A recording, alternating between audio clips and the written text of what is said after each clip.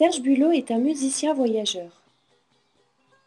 Au cours de ses nombreux voyages, il a collecté et assimilé les pratiques d'un nombre impressionnant d'instruments de toute provenance. Amérique du Sud, Asie, Afrique, Europe, Moyen-Orient et de toute famille. Vent, cordes, percussions. Son énergie artistique est celle d'un passeur, d'un chercheur, d'un amoureux de toutes les musiques et de leur histoire.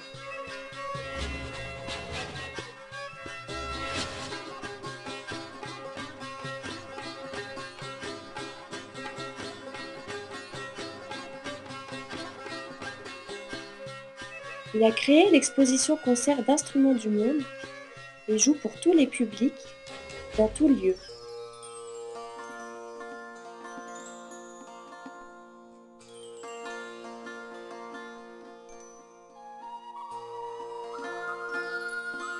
L'exposition-concert de Serge Bulot n'est pas une simple accumulation d'objets.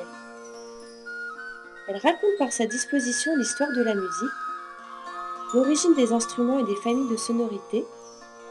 Elle souligne l'importance des échanges entre les peuples et les cultures.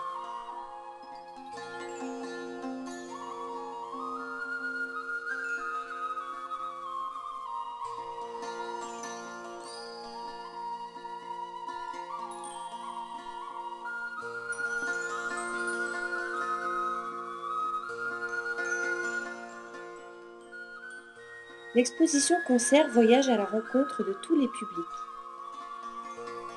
C'est à la fois un musée et un espace de concert. Serge Bulot joue de tous les instruments.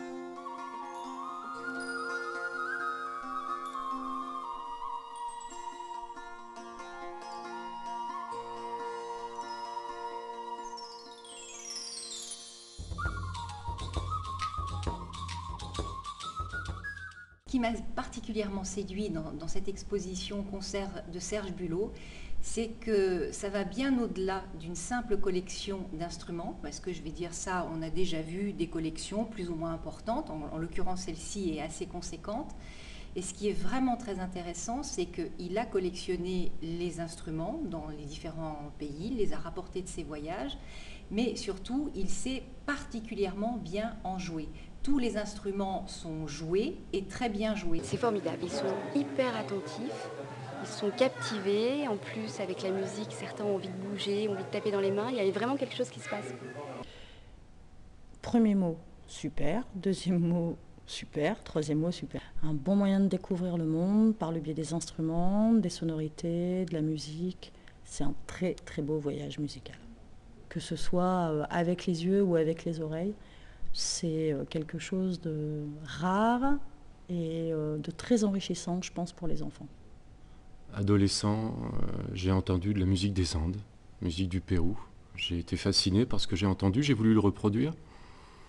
Et puis dans les années 70, à Paris, on trouvait quena, siku, charango, donc c'est là que tout a commencé. Et c'est pourquoi ces instruments, encore maintenant, bien sûr, tiennent une place importante, d'une part sur mon exposition concert, et puis aussi dans mon répertoire, et puis aussi, bien sûr, beaucoup dans mon cœur.